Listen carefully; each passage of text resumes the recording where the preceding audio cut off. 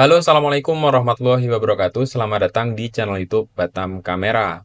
Oke, teman-teman, di video kali ini kita akan belajar gimana caranya membuat foto booth. Nah, cara membuat foto booth itu sebenarnya sangat gampang ya. Alat yang dibutuhkan itu cuma tiga poin utamanya ya, alat utamanya. Yaitu yang pertama kamera, kemudian laptop. Di sini kita bisa menggunakan laptop, PC, ataupun tablet PC. Kemudian printer. Nah, alat yang di tengah ini ada juga namanya software DSLR boot. Nah, di software ini nanti gunanya untuk mengolah file supaya bisa diolah untuk menambahkan frame atau misalkan kita mau upload ke Google Drive atau mau upload ke sistem QR gitu ya. Itu juga di software DSLR bootnya. Nah, alat lengkapnya seperti ini. Yang pertama tadi ya itu ada kamera. Nah, untuk kamera ini kita harus pastikan kamera itu support dengan software photo booth-nya karena kita nanti menggunakan software photo booth ya. Kemudian kabel data. Nah, kabel data ini kita sesuaikan dengan port yang ada di kamera. Jadi kameranya itu port kabel datanya apa?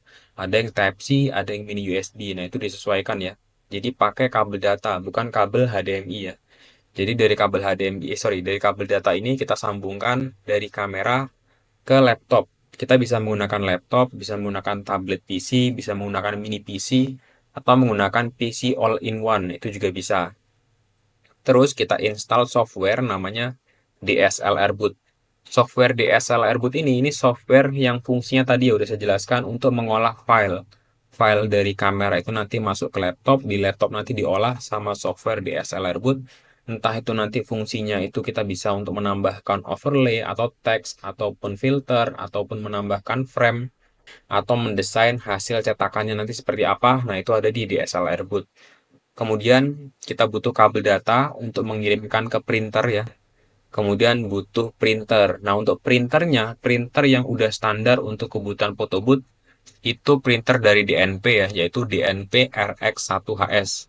Karena ini printer yang bisa print dengan kecepatan cukup tinggi dan bisa kita print 2R atau strip dan juga print 4R. 2R strip itu maksudnya satu kertas nanti jadi dua, yang satunya itu panjang gitu ya. Jadi kalau teman-teman pernah lihat di photobooth itu ada format yang strip, ada yang 4R persegi panjang. Terus ada internet ya. Nah, internet ini bisa untuk memaksimalkan fungsi si DSLR boot. Contohnya kita mau fitur share QR ataupun untuk upload. Nah, itu bisa menggunakan internet, yaitu bisa menggunakan modem. Nah, untuk kamera, sebelum teman-teman beli kamera, saya sarankan teman-teman buka situs DSLR Boot. Linknya ada di sini. Ini bisa kita klik atau bisa kita scan aja dari barcode ini, nanti otomatis muncul list kamera yang support. Nah, di sini juga udah saya cantumkan beberapa tipe kamera yang support. Itu ada banyak, ada Canon, ada Sony, ada juga Nikon sebenarnya. Cuman tipe Canon dan Sony ini kamera yang paling gampang teman-teman cari nanti.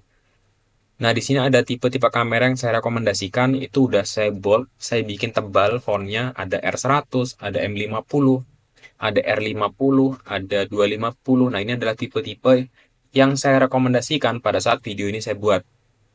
Kenapa? Karena ini adalah tipe kamera di tengah-tengah yang bukan seri tinggi banget dan bukan seri rendah banget. Jadi teman-teman masih bisa bersaing. Dan rata-rata photo booth itu jarang menggunakan kamera seri tinggi banget. Itu agak jarang. Jadi rata-rata mereka di mid atau yang tipe di bawahnya. Dan untuk tipe yang saya tandai di sini ini adalah tipe yang di tengah-tengah. Jadi teman-teman aman carinya.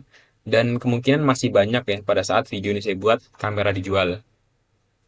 Jadi teman-teman harus cek dulu sebelum beli support atau enggak kameranya dengan software DSLR boot ini. Nah, untuk softwarenya ini nggak gratis, softwarenya ini berbayar, ada berbayar bulanan, ada berbayar tahunan. Kalau kita belinya itu bulanan, dalam artian, oke, saya mau beli 1 bulan aja, itu harganya di sekitar $49 atau $50 per 1 bulan. Tapi kalau teman-teman belinya langsung 1 tahun, itu di harga $17. Jadi kalau misalkan kita memang serius mau buka photo booth, saran saya teman-teman beli aja langsung yang 1 tahun. Tapi kalau misalkan baru mau coba, ya udah beli aja yang 1 bulan nggak masalah juga sebenarnya. Cuman saran saya lebih hemat kita beli langsung yang 1 tahun. Jadi 17 dikali 12 ya. Jadi sekitar 3 jutaan lebih dikit. Untuk pembeliannya itu kita bisa menggunakan debit online atau menggunakan kartu kredit. Kalau teman-teman bingung, bisa kontak aja di WA saya atau di link yang ada di deskripsi, nanti saya cantumkan kalau teman-teman bingung cara belinya. Intinya untuk software tuh teman-teman wajib beli yang license yang ori. Kalau misalkan bang saya mau coba dulu nggak mau beli, ada versi trial atau versi tes atau versi uji coba. Ini gratis, cuman ada watermarknya. Jadi kalau hanya untuk ngetes flow-nya, alurnya ini bisa dan aman. Jadi teman-teman bisa pakai versi trial kalau mau coba tes sambungin semua alatnya. Kalau udah di event, teman-teman beli yang license atau yang berbayar. Nah, untuk lighting pencahayaan itu ada dua. Yang pertama itu strobe light, kemudian ada continuous light. Kalau strobe light ini lampu yang kondisinya itu dia nyala pada saat kamera kita jepret atau mengambil gambar. Jadi dia nyalanya itu kilat ya. Kalau kita jepret baru dia nyala kilat, setelah itu mati gitu ya. Kemudian ada lampu continuous light. Continuous light ini lampu yang dia nyala terus nonstop. Sama kayak lampu yang ada di rumah kita. Nah, itu continuous light. Bagus yang mana? Ini tergantung dengan foto booth-nya seperti apa. Biasanya kalau foto booth event itu kebanyakan pakai strobe light. Kenapa? Karena nyala lampunya itu lebih terang, lebih nyebar.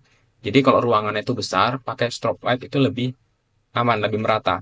Sedangkan kalau kita pakai continuous light, ini adalah lampu yang nyala terus. Nah, lampu nyala terus ini kalau ruangannya besar, itu lampu juga harus banyak gitu ya, harusnya juga lebih besar. Akhirnya juga objeknya juga bisa jadi panas karena dia nyala terus. Padahal kita nggak lagi foto. Nah, counting slide ini biasa dipakai di foto booth yang ada di mall atau misalkan di dalam kotak box atau foto box. Nah, itu biasanya kebanyakan pakai counting slide. Jadi bagus mana? Ini tentu tergantung dengan konsep foto booth teman-teman seperti apa.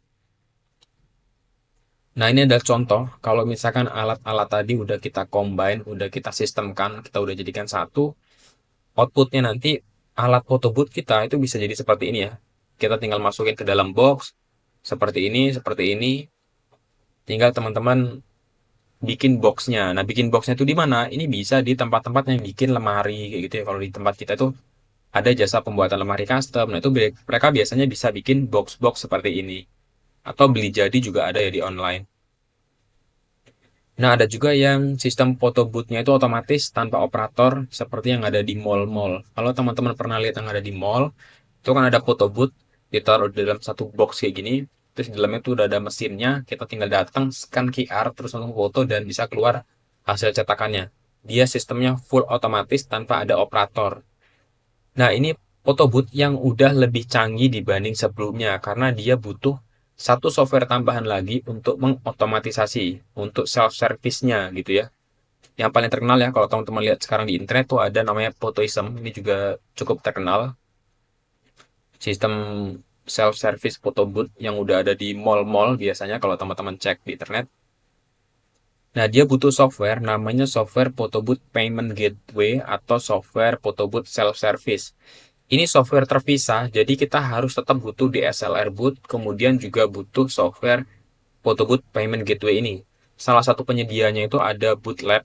Sebenarnya ada banyak, tapi salah satunya Bootlab ini yang saya lihat cukup banyak yang pakai. Jadi teman-teman bisa cek aja langsung di websitenya bootlab.id. Ini berbayar. Jadi kalau kita mau bikin sistem photo booth yang kayak di mall tadi ya, itu teman-teman butuh software DSLR Boot dan software Bootlab ini salah satunya. Bisa juga pakai yang lain ya selain Bootlab, tapi DSLR Boot tetap. Meskipun ada juga yang udah nggak perlu pakai DSLR Boot, tapi rata-rata saya cek masih banyak yang menggunakan sistem DSLR Boot dan ditambah software payment gateway seperti ini. Oke teman-teman, kira-kira itu aja yang bisa saya sampaikan. Semoga bermanfaat. Jadi pembahasan kali ini tuh lebih ke konsep alat apa aja yang digunakan, sistem sambungannya seperti apa gitu ya. Semoga bermanfaat. Untuk pembahasan teknis mungkin akan kita bahas di video-video berikutnya jika ada waktu gitu ya, jika ada kesempatan. Terima kasih. Assalamualaikum warahmatullahi wabarakatuh.